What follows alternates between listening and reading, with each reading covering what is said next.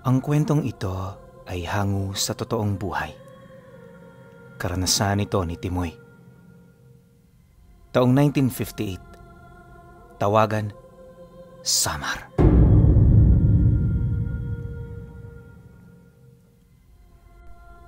Para sa iba, hulog ng langit ang pagkakaroon ng abilidad. Ngunit para kay Timoy, isa itong sumpa na kailanman hindi niya matatakasan.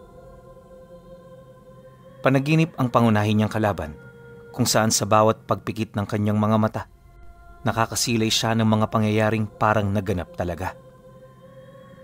Malaking porsyento rin ng mga panaginip, pawang mga bangungot na buong buhay niyang tinatakasan. Ayon kay Timoy, madalas kapag nakakasilay siya ng mga pangitain, puro itong patungkol sa mga digmaan. Hindi man ito nangyari sa mundo ng mga tao, malakas ang kanyang kutob na umiiral ito sa mga dimensyong wala pa tayong kapasidad na mapuntahan. Dahil sa ganoong pangyayari sa kanyang buhay, lumaki siyang kakaiba sa lahat. Sa murang edad, mapapansin mo sa kanya na parang mulat na sa realidad. Kung ang iba ring bata ay mahilig makipaglaro hanggang sa tumanda na sila, itong si Timoy, mas pinipiling mapag-isa. Hangad niya palagi ang kapayapaan ng kanyang sarili at nakukuha niya lamang ito sa mga kapaligiranng umiiral malayo sa kabihasnan. Dahil sa katangi-tangi niya noong pag-uugali, walang nagawa ang mga magulang niya kung hindi ang hayaan siya. Noong una, medyo ikinagalit pa yon ng kanyang ama, pero sa katagalan nasanay na rin ito, lalo na't palagi siyang may dalang karne ng usa o hindi naman kaya'y baboy ramo. Ilang beses itong naitanong sa kanya ng tatay niya pero hindi niya piniling sumagot. Sa halip ang ginawa niya, inabisuhan na lamang niya itong magpasalamat kaysa magtanong pa. Magmula noon, unti-unting nagkaroon ng kagustuhan ng kanyang ama na malaman kung saan niya pinagkukuha ang mga ganoong bagay. Nang mapansin naman niya ang tungkol dito, nagdesisyon siyang pasamahin ito sa kanyang lakad. Itinoon niyang wala itong ginagawa para naman kahit papaano mapanatag at makampante ito sa kanilang mga gagawin. Sa pagsapit ng araw na kanilang hinihintay, hindi pa man sumasapit ang bukang liwayway, kasalukuyan na silang umuusad patungong gubat. Inakala talaga ng tatay niya na sa gubat sila noon pupunta, kaya nagdala ito ng iilang mga kagamitan. Nagtago na rin yon ng mga bitag sa kagustuhang makarami sila ng mahuhuling karne. Ang kaso lang, magbabandang tanghali na lamang, hindi pa rin nila nararating ang lugar na tinutukoy nitong si Timoy. Dala naman ang pagtataka nito, bahagya naman yung napahinto habang seryosong nagtatanong. Anak, malayo pa ba tayo? Ilang oras na tayong naglalakad, pero parang hindi pa rin natin nararating ang lugar na yung hinahanap. Huwag mong sabihing naliligaw na tayo, ha? Hindi tayo naliligaw, tay. At hindi rin ang layo ng lugar na ating pupuntahan ang mahalaga. Oras ang magpapasya kung tayo'y malapit na o hindi pa. Huwag kang mag-alala, tay. Makikita mo rin ang mga bagay na gusto mong makita. Nang marinig naman ito ng tatay niya, minabuti naman itong manahimik. Ilang oras pa ang dumaan, nagpatuloy sila sa pag-usad na waring wala ng katapusan. Habang tumatagal, marami ng katanungan ang kanyang ama, ngunit pinipili naman niyang wag na itong pagtuunan ng pansin. Bukod kasi sa medyo malapit na sila, masyado na rin silang malayo para umatras pa. Pagpatak ng 3:00 ng hapon, tumigil sila sa isang malaking puno ng pino. Kakaiba ang punong yon, gawa ng masyado itong mataas at may napakayayabong na mga sanga. Sa unang tingin namumukod tangi talaga ito. Yung pagkakatubo nito, animoy sinadya sa lugar kung saan siya ang namumukod tangi sa lahat. Nasa mataas kasi ito na parte ng lugar, kaya walang kahit na anong puno roon ang may kakayahang pumantay dito. Pagdating naman nila sa harapan ng puno, gulat na gulat naman ang tatay niya nang bigla siya roong tumigil. Nang masipat nila ito ng malapitan, dito bumungad sa kanila ang 3 matatalas na bato na nakabaon sa katawan nito. Kulay itim yun at base sa estado nito, parang sinadya itong ilagay doon. Paglapit naman doon ni Timoy, bahagya naman siyang napatingin sa tatay niya. Bago niya hinawakan ng bato, minabuti niya munang abisuhan ito ukol sa mga susunod na mangyayari. Tay, ano man ho ang makikita ninyo, huwag kayong mabibigla. Basta sundin niyo lang ho ang lahat ng aking gagawin. Huwag kayong magpapasyang umalis nang wala ako, sapagkat ang gubat na to, punong-puno ng masasamang espiritu. Tumingin kayo sa paligid ninyo, mararamdaman niyo silang nagmamasid. Dahil sa kanyang sinabi, napatangulang naman ito. Maya-maya pa, paghawak niya sa 3 matatalas na bato, agad silang nilamon ng isang napakadilim na lagusan. Sa isang kisap mata, narating nila ang isang lugar na binabalot ng purong disyerto. Wala ka raong makikitang kahit isang halaman. Animoy ang lugar na yon, walang kapasidad na makapagbigay ng buhay sa kahit maliit na halaman. Sa pagpapatuloy ng kanilang pag-usad, nasaksihan ng kanyang ama ang mga malalaking ipo-ipong ni minsan hindi nito inaasahang umiiral. Sa sobrang lalaki ng mga ito, kaya nitong pumatag ng 2 buong baryo sa iisang daan lang. Kahit nga nasa malayo na silang dalawa, ramdam na ramdam pa rin nila ang malakas na hagupit ng hangin nitong daladala. Makalipas pa ang ilang minuto, may nakita silang bayan sa pinakagitnang bahagi ng disyerto. Kagaya ng inaasahan, gawa sa purong buhangin at pinatigas na lupa ang mga tahanan sa paligid. Lahat din ng mga kubo sa lugar na yon, merong hiwa-hiwalay na tindahan. Ayon kay Timoy, sentro ng kalakaran ng mundong yon, ang lugar na kanilang napuntahan. Dito siya bumibili ng mga karne, kapalit ng mga halaman at mga damong kanyang nakukuha sa pinagmula nilang mundo. Nang marinig naman ito ng tatay niya, agad naman yung napatanong ukol sa kung papaano niya natuklasan ang lugar na yon. Dagdag pa nito, hindi niya sukat akalaing may kakayahang gano'n ang kanyang anak, lalo pat wala naman itong sinasabi sa kanya ukol dito. Mariin din itong inilahad na ang pagbukas ng mga lagusan ay hindi nalalayo sa abilidad ng isang antingero.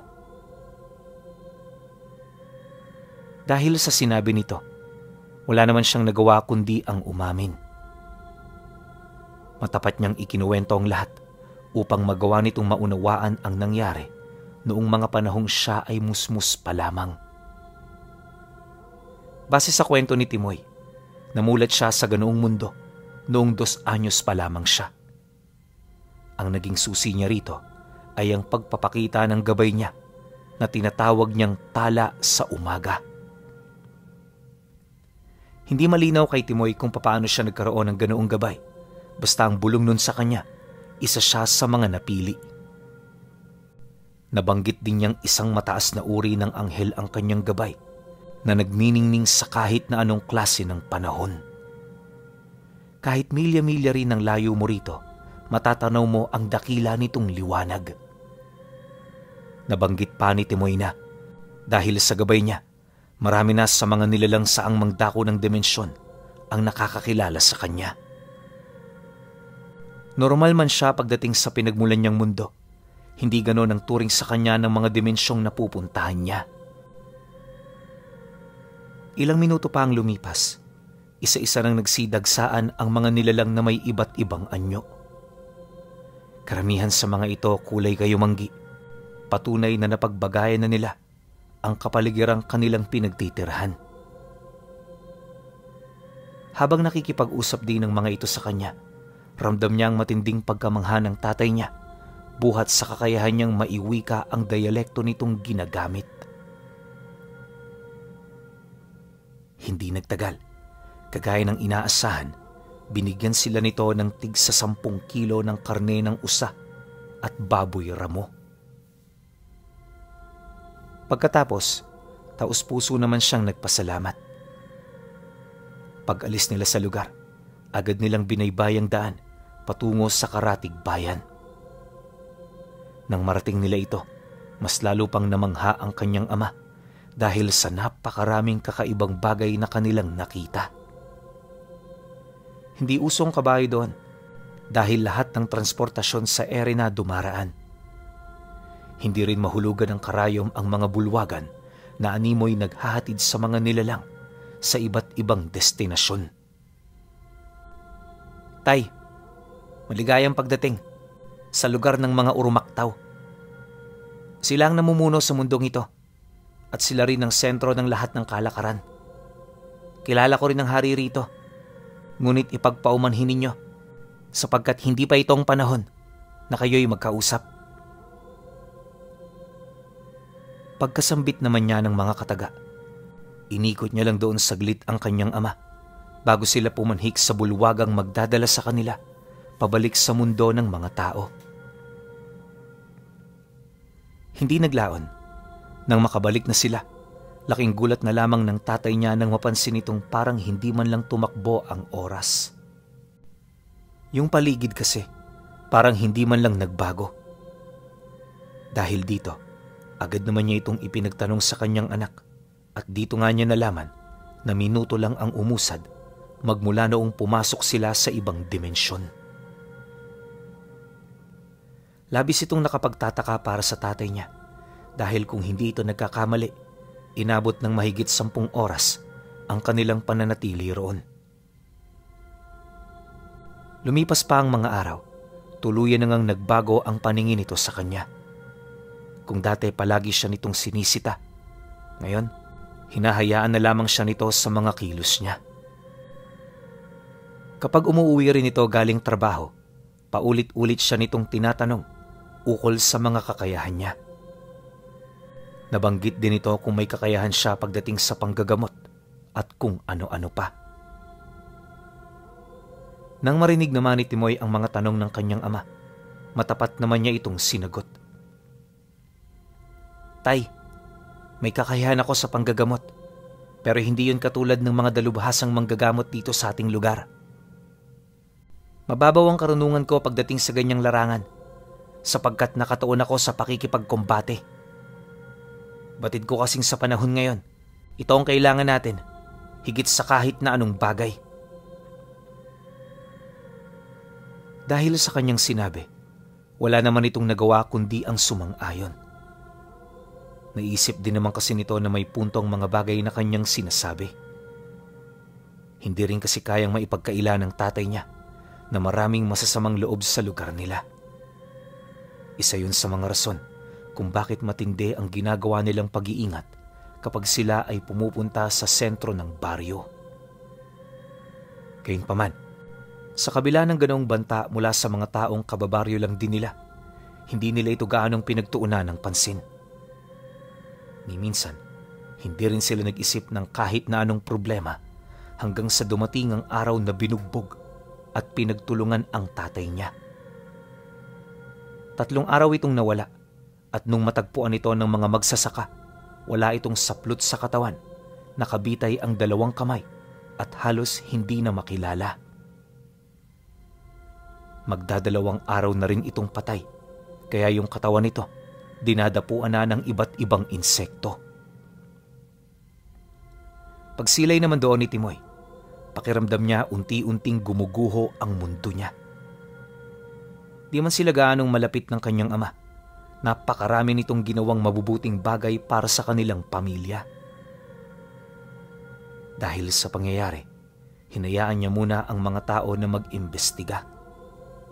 Wala rin siya noong ginawang kaduda-duda upang maipagpatuloy niya ang kanyang mga binabalak. Kinagabihan noong mismong araw, habang abala ang kanilang pamilya sa pagdadalamhati, mag-isa siyang nanatili sa lugar kung saan nadatna ng kanyang ama.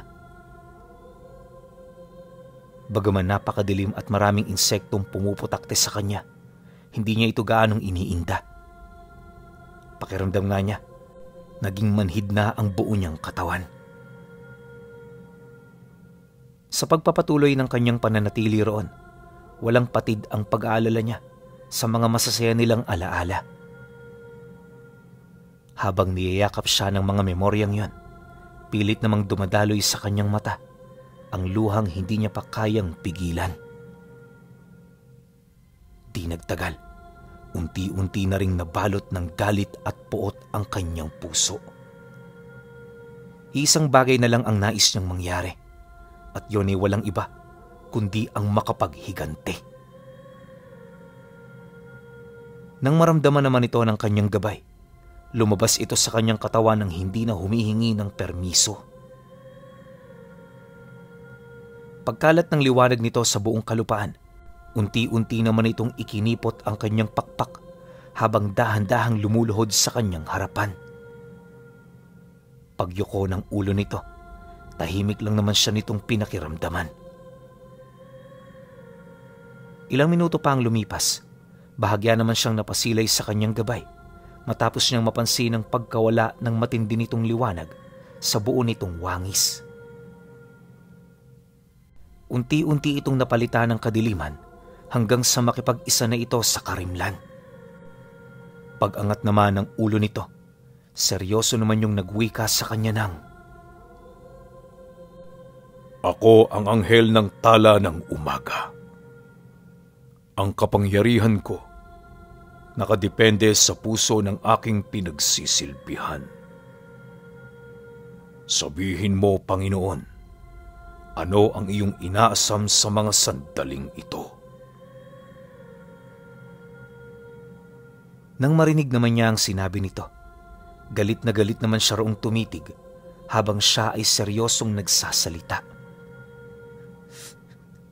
"Gusto kong patayin ng mga taong may gawa nito sa aking ama.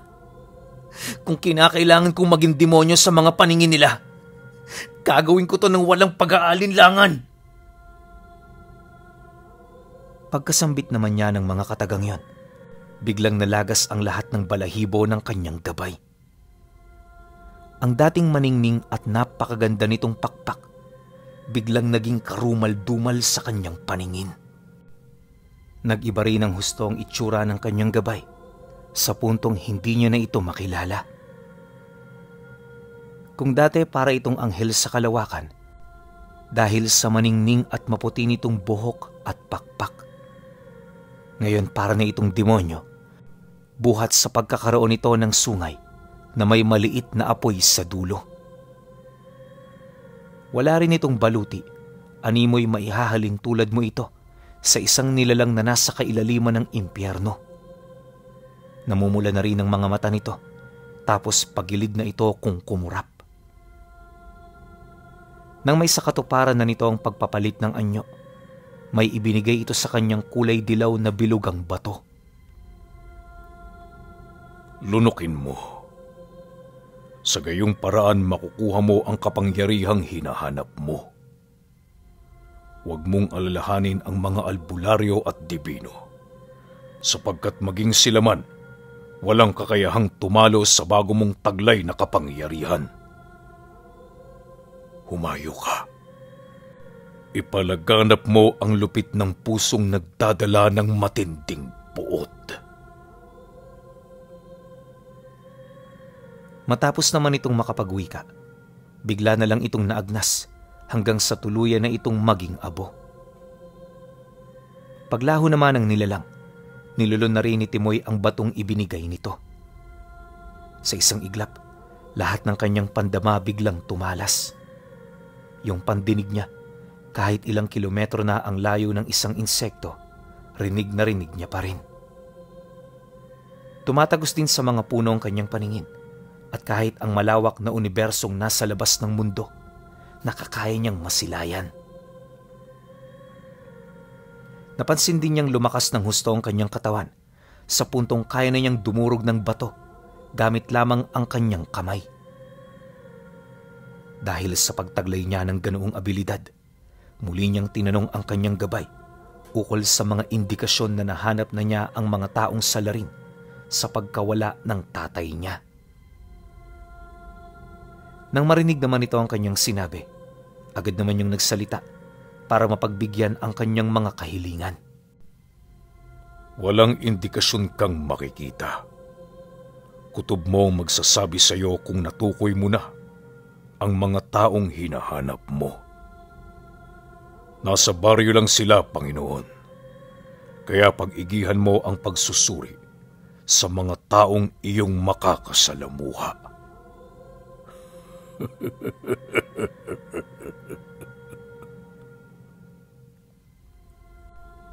Matapos naman niya yung marinig, minabuti niyang manahimik. Dumaan pa ang mga araw. Habang abala ang lahat sa pagdadalamhati, itong si Timoy naman, walang patid na bumisita ng baryo. Bawat eskinita pinapasok niya at lahat ng mga taong nakakasalubong niya, tinatanong niya. Ganon at ganon palagi ang kanyang ginawa, dahilan para mag-isip ng kung ano-ano ang mga taong nakakakilala sa kanya. May mga kababaryo na rin siya noong nagbigay ng payo na kesyo hindi pa niya yun kailangan, hinahanapan nila ito at huwag niyang ilagay sa kanyang kamay ang batas ng tao. Ngunit sa kabila ng mga payong yon, wala siyang pinakinggan. Ang tanging iniisip niya kung papaano mapaghihigantihan ang mga taong pumatay sa kanyang ama. Sa loob ng ilang linggong paghahanap, marami na siyang nakausap. Inakala rin niyang tumakas na ang mga salarin, ngunit pagsapit ng araw ng linggo, may mga bumalik na magsasaka mula sa karatig bayan. Gumapas umano yon ng palay, kaya wala itong kinalaman sa mga nangyari sa kanilang lugar. Ngunit nang marinig ito ni Timoy, hindi siya kumbinsido. Paniwalang paniwala man ng mga tao sa ganon ang ginagawa ng mga magsasaka, minabuti niyang pagmasdan ito mula sa malayo. At nung masilayan niya ng personal ang 6 kataong umuwi, dito niya naramdaman ang bakas ng presensya ng tatay niya. May mga marka rin ito na nagmumula sa kanyang gabay. Dahil sa kanyang mga nasilayan, abot langit ang galit na kanyang naramdaman. Hindi niya mawari pero sa mga sandaling yon, gustong-gusto niya nang katayin ang 6. Ang kaso lang masyado pa noong umaga para gumawa ng hakbang. Kaya ang ginawa niya, naghintay siya ng gabi bago sumalakay. Ang problema lang, habang tumatagal mas lalo siyang nagiging mainipin. Di rin niya mawari ang matinding gutom na kanyang nararamdaman na kahit anong gawin niya hindi niya ito kayang maibsan. Ayon pa kay Timoy, na sa mga sandaling yun puso ng mga magsasaka ang kanyang hinahangad. Nais niya itong kunin sa katawan ng mga ito, gamit lamang ang kanyang palad. Pagpatak naman ng hapon, hindi siya nagdalawang isip na umalis sa kanila. Matinding pagpipigil man ang ginawa ng nanay niya, minarapat niyang wag itong pakitaan ng kahit na anong emosyon. Pasensya ka, nanay. Ngunit kahit ikaw, hindi mo ako mapipigilan. Gagawin at gagawin ko ito, ano man ang mangyari. Dumito lang ho kayo. Bantayan niyo si Itay. Babalik ako kinabukasan at bitbit kong magandang balita para sa ating lahat. Matapos naman niya itong mailahad, nagmamadali naman siyang umalis. Pagtungtong ng 7:00, nasa sentro na siya noon ng baryo, palihim na sinusundan ang amoy ng kanyang mga biktima. Habang tumatagal siya sa paghahanap, mas lalong lumalakas naman ang baho ng mga ito. Hindi niya mawari pero sa mga sandaling yon parang gustong-gusto niyang amuyin ang baho ng kanyang mga biktima. Kahit malayo pa naglalaway na siya at hindi naglaon, narating na niya ang isa sa mga tahanan nito. Maliit lang ang kubong pinagtitirahan ng kanyang biktima at medyo malayo yon sa mga kabahayan. Dahil sa ganoong sitwasyon, imbis na maging agresibo, pinili niyang maging mahinahon. Paglapit niya sa pinto, malumanay naman siya roong kumatok habang nagpapakilala. Inaasahan niya rin kasing gising pa ang pamilya, lalo na't nakabukas pa ang mga gasera sa loob. Ilang minuto pa ang lumipas, dito na bumukas ang pinto. Padabog ang pagkakabukas at pagtambad sa kanya ng lalaking hinahanap niya, galit itong nagsalita. "Di ka naman namin kilala. Bakit di ka tinatawalan ng mga aso rito?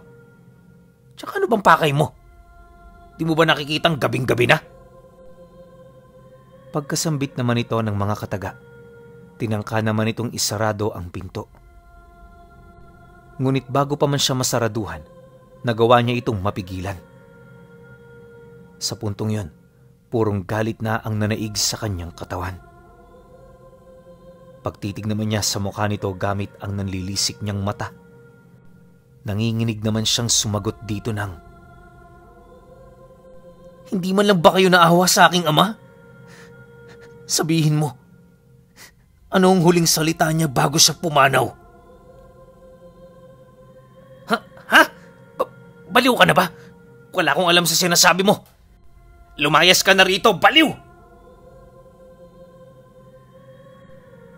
Pagkasagot naman ng taong yon, agad niya itong hinawakan sa leeg, sabay darag dito papalabas. Sa pilitan niyang ipinakita sa lalaki ang 4 na alaga nitong aso na halos mahati na sa 2. Pagkatapos, ibinilibag niya ito papaloob ng bahay bago siya pumasok. Nang maitrangka na niya ang pinto, sinimulan niyang gulpihin ang asawa nito. Ora mismo rin niyang pinatay ang 3 nitong anak upang hindi na yon dumanas ng poot at galit buhat sa kanyang mga gagawin. Nang maisakatuparan na niya ang lahat ng yon, binalian niya ng 2 binti ang lalaki bago niya parusahan ang asawa nito. Sa loob lamang ng ilang minuto, bulag na ang kinakasama ng pakay niya. Nung mawala na siya roon ng interes, pinugutan niya ito ng ulo gamit ang matatalas niyang kuko. Tinukot niya rin ang puso nito at harap-harapan itong kinain. Matapos nun, kampante niyang nilapitan ng kanyang kalaban habang nagpapalit ng anyo.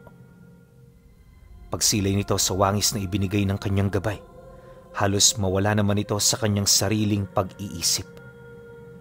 Sigaw ito ng sigaw habang humihingi ng tulong sa kanyang mga kasama. Ngunit sa kasamaang palad, wala rin itong nagawa.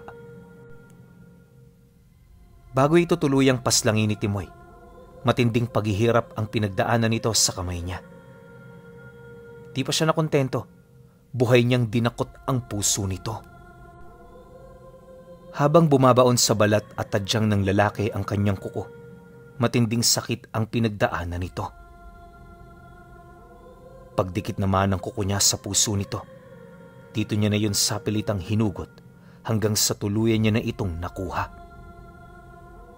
Paghiwalay naman ito sa katawan, agad na nawala ng buhay ang biktima. Yun na rin na naging hudyat niya para lamunin ang pusong kaninang umaga niya pang inaasam. Pagkatapos umalis siya ng bahay na parang walang nangyari. Kinabukasan, agad na pumutok ang balita sa kanilang lugar. Marami nagsiyasat sa bangkay at bahay ng mga biktima, pero kahit isang bagay na mapagkukunan nila ng ebidensya, walang nahanap ang mga ito. Ang mas nagbigay pa ng takot sa lahat, naulit na naman ang ganoong insidente pagsapit ng sumunod na gabi. Tuloy-tuloy yun hanggang sa sumapit ang libing ng tatay niya. Lahat ng mga biktima, hindi nakitaan ng anumang bakas. Ang mas malala pa, nawawala ang mga ulo nito. Wala rin yung puso, kagaya nung nauna. Akala noon ito mo'y tapos na ang kanyang problema. Ngunit ang hindi niya alam, naalarma ang lahat ng mga albularyo sa mga karatig lugar. Pinamunuan ito ng isang babaylan na hangaring madakip ang nilalang na pumaslang sa 6. Malakas din ang kutob nitong nasa lugar lang nila ang salarin, kaya doon ito nag-umpisang maghanap. Dahil sa naging kilos nito, agad naman yung naramdaman ni Timoy. Subalit kahit nasa harapan ng malaking hukbo ng mga albularyo, hindi siya nasindak. Palagi niyang kausap noon ang kanyang gabay, na walang sawang nagsasabi sa kanya na walang makakapatid sa kapangyarihang taglay niya. Dagdag pa nito na, hindi dapat siya maapektuhan sa kilos ng mga kalaban, lalo na't wala naman itong magagawa. Nang marinig naman niya ang tungkol dito, mas lalo niya pang hinamak ang mga albularyong dumating. Ni minsan hindi niya itinago ang kanyang presensya, gawa ng maging siya man, gusto niyang matuntun siya ng mga ito. Isang buwan nang lumipas, alinsunod sa kanyang nais, natunto ng mga albularyo ang kanyang pamamahay. Pagdating nito sa kanilang lugar, kampante naman niya itong kinumpronta habang pinapamalas ang nakakapanginig niyang presensya. Nang mapansin naman ito ng namumuno sa pangkat, dahan-dahan naman yung lumapit ng bakod upang sila'y magkausap. Kahit hindi ka magsalita, alam naming ikaw may gawa sa mga nangyaring patayan. Huwag mong pahirapan ang sarili mo, iho. Bata ka pa. May puwang pa sa iyo ang pagbabago. Nabalitaan din namin ang pagkamatay ng tatay mo at marahil yun ang nag-udyok sa iyo para maghigante. Gayunpaman, tapos na ang lahat. Magbagong buhay ka na, iho. Nang marinig naman niya ang sinabi nito, kampante siyang lumabas ng pinto ng bakuran. Paglapit naman niya sa babaylan, ipinaramdam niya rito ang kawalan ng takot. Maya-maya pa, hinawakan na rin niya ang mutyang nakasabit sa leeg nito na kung hindi siya nagkakamali, isang buhay na mutya ng saging. Base sa kanyang mga nalaman, hindi magtatagal ang isang nilalang na nasa panig ng kaliwa kapag nakahawak ng ganoong kalakas na mutya. Lahat ng may masasamang presensya ay malulusaw dito, kaya nung hinawakan niya ito at walang nangyari sa kanya, labis-labis itong nagbigay ng matinding pagkabahala para sa babaylan. Di pa siya nakontento. Hinugot niya ang punyal nito, nagawa sa tinik ng page na matatagpuan sa buntot. Paulit-ulit niya itong hiniwa sa kanyang balat at sa hindi malamang dahilan, nagagawa niya pa ring mapaghilom ang mga tinatamo niyang sugat.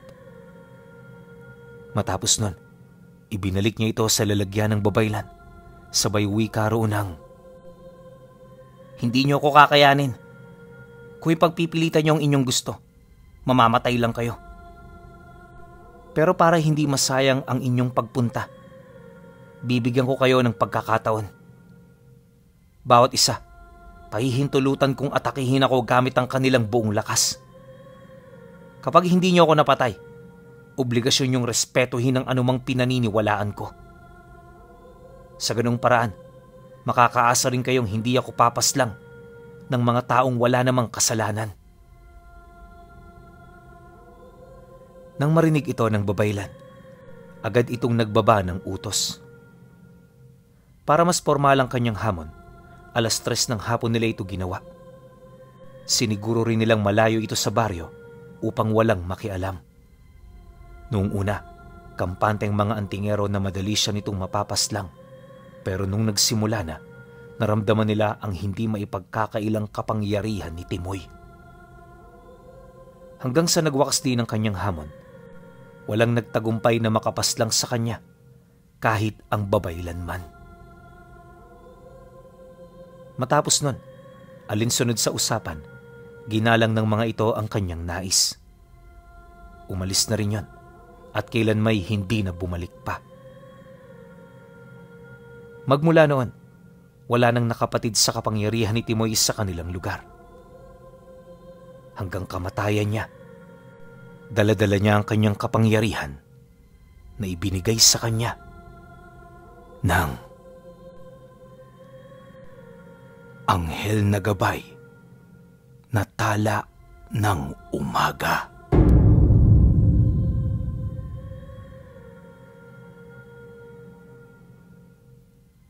Grabe naman tong kwento na to. Sobrang angas na angas ako. Alam niyo sino naalala ko rito? Si Lucifer Morningstar. 'Di ba? Grabe yung kilabot ko ngayon, no? Ewan ko lang Pero yung mga talagang malalalim yung aral, yung mga talagang minamahal tong ganitong klase ng kwento, alam ko maski kayo kikilabutan kayo. Kasi ibang-iba to sa mga naikwento na natin. Pero overall, masasabi ko sa kwento, punong-puno ng puot at galit. Ramdam ko. Malamang karamihan sa inyo, ramdam din yun.